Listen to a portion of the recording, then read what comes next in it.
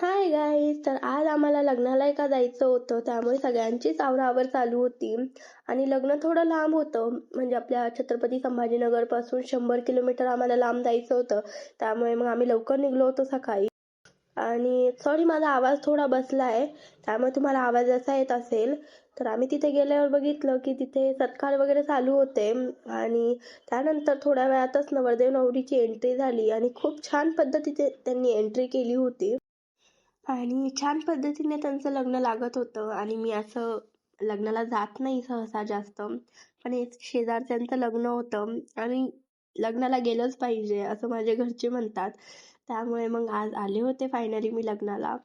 आणि त्यानंतर मग आमची सगळ्यांची जेवायची गडबड चालू झाली होती.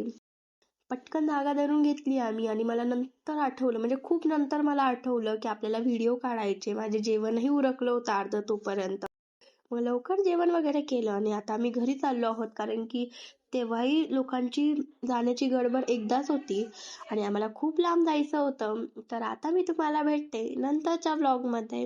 बाय.